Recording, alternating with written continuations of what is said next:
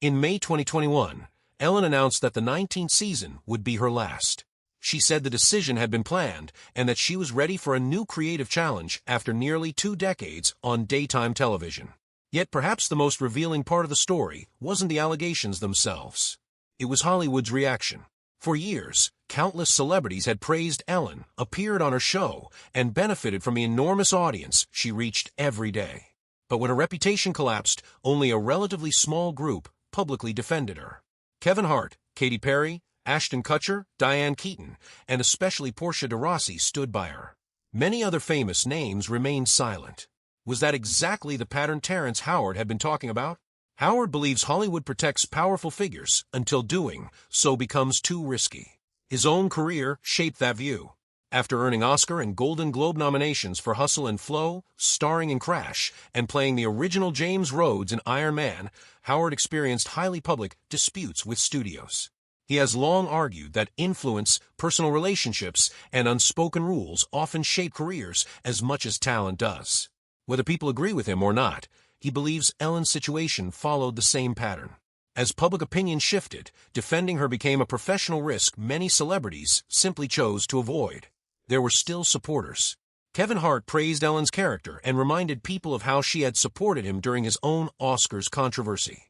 Katy Perry said she had experienced nothing but kindness from Ellen. Ashton Kutcher also spoke positively about working with her, while Portia de Rossi strongly rejected many of the allegations. Yet considering how many stars had benefited from Ellen's platform over nearly 20 years, the number of public defenders remained surprisingly small. Silence, more than anything else, became one of the biggest stories. As the controversy continued, viewers began revisiting old interviews with fresh eyes. Even Ellen's friendly exchanges with Sean Diddy Combs resurfaced after his legal troubles dominated headlines in 2024.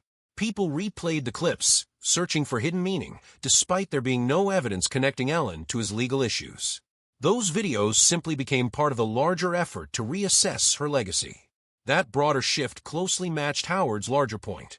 He argues that major scandals often grow inside systems where loyalty and silence are rewarded more than accountability. None of that removes responsibility from Ellen herself. As the public face of the show, she acknowledged that things happened which never should have happened. Leaders ultimately bear responsibility for the culture they create. At the same time, Ellen's rise also showed how powerful Hollywood can be at building and protecting carefully managed public images. Networks, advertisers, executives, agents, and fellow celebrities all benefited from the success of the Be Kind brand. As long as the ratings stayed high and the awards kept coming, very few people had any reason to question the story being sold. That may be the greatest irony of Ellen DeGeneres' career. The woman who ended every episode encouraging audiences to be kind ultimately became the face of one of television's biggest workplace controversies. Was that downfall caused by the actions of one person, or did it expose something much bigger about the way Hollywood operates? That's a question people continue to debate, and one that only you can decide. Taylor Swift was another frequent guest. Ellen often joked about Swift's dating life, showing photos of famous men and asking whether they had dated. During one appearance, Swift visibly pleaded, "Please stop." Later, she admitted that interviews focusing on her relationships left her anxious because they always fueled new headlines. At the time, audiences laughed along. Years later, critics argued those moments blurred the line between entertainment and embarrassment. Then came another interview that nobody expected would become famous for completely different reasons. In 2019, actress Dakota Johnson visited the show to promote a new movie. Ellen jokingly claimed Johnson had never invited her to a birthday party. Johnson calmly smiled and replied, "Actually, no, that's not the truth, Ellen." She explained that Ellen had been invited but chose not to attend. The exchange immediately went viral. At the time, it looked like harmless comedy. Later, many viewers saw it as one of the rare moments someone openly challenged Ellen on her own stage. Around the same period, comedian Hassan Minhaj politely corrected Ellen after she repeatedly mispronounced his last name. Instead of accepting the correction, she continued using her own version. Alone, none of these moments caused major damage. Together, however, they began forming a pattern. But the most surprising criticism would come from someone whose career Ellen had helped launch. Greyson Chance was only 12 years old when his piano performance of Lady Gaga's Paparazzi exploded on YouTube. Ellen invited him onto her show, introduced him to millions of viewers, and signed him as the first artist on her record label. It seemed like the perfect success story. But in 2022, Chance told Rolling Stone that his experience behind the scenes had been very different. He alleged that Ellen became controlling over his career, criticized members of his team, and gradually distanced herself after his popularity slowed. By themselves, these stories still weren't enough to seriously threaten one of television's biggest stars. Yet taken together, they painted a far more complicated picture of someone whose public message centered entirely on kindness. Even then, very few powerful people in Hollywood publicly questioned Ellen. Why? Everything changed in 2020. On March 20th, comedian Kevin T. Porter posted on social media that while everyone needed kindness, Ellen was notoriously one of the meanest people alive. He encouraged people to share stories they had heard and pledge donations to the Los Angeles Food Bank for every response. Thousands of replies poured in. Soon afterward, BuzzFeed News published investigations based on interviews with current and former employees of the Ellen DeGeneres show. Staff members described a workplace where fear often replaced teamwork. They claimed speaking up could damage careers and that the show's public message of kindness didn't always match what happened behind the scenes. Suddenly, rumors that had quietly circulated for years became national headlines. But the allegations didn't stop there. Former employees described bullying, retaliation, and a toxic work environment. Some claimed they faced consequences after taking medical or bereavement leave. Several black employees described incidents of racism and said complaints were ignored or poorly handled. Later reports included allegations against senior producers, including executive producer Ed Glavin, co-executive producer Kevin Lehman, and head writer Jonathan Norman.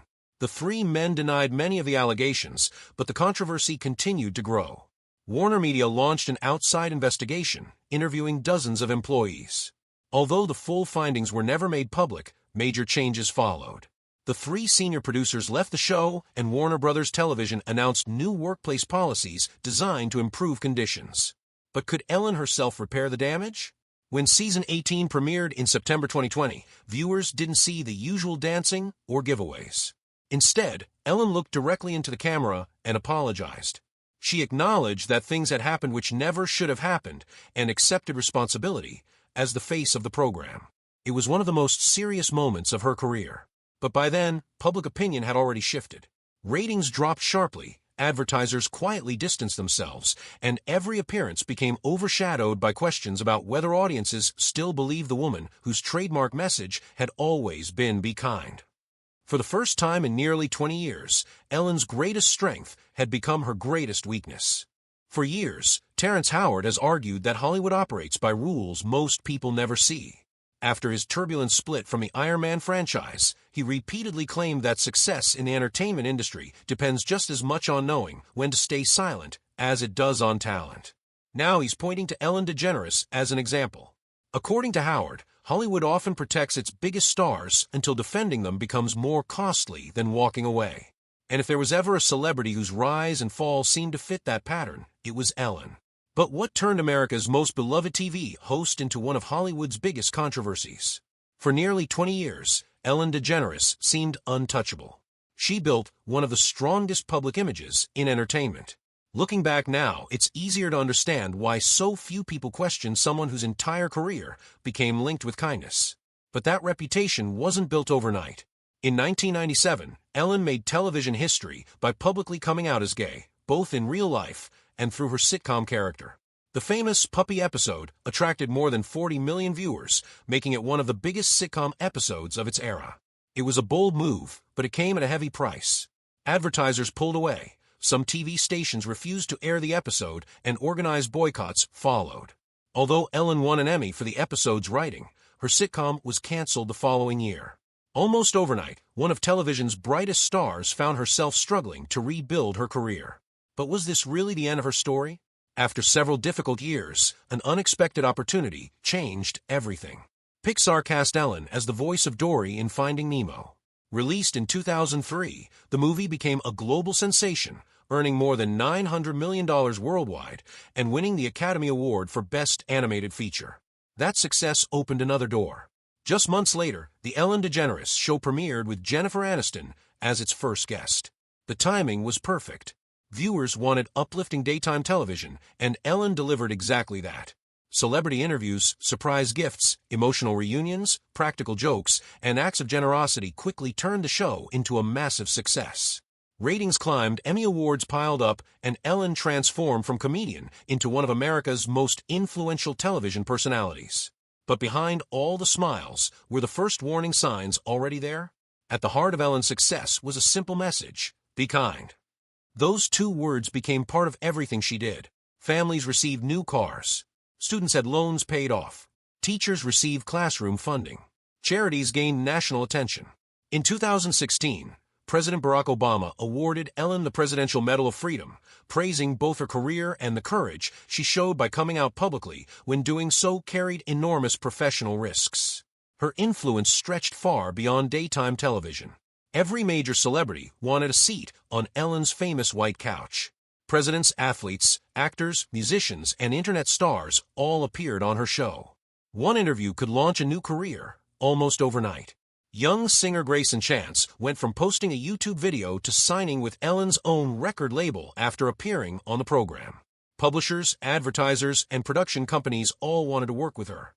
By the late 2010s, Ellen had become a multimedia empire. Yet beneath that polished image, tiny cracks were beginning to appear. Why did so few people notice them?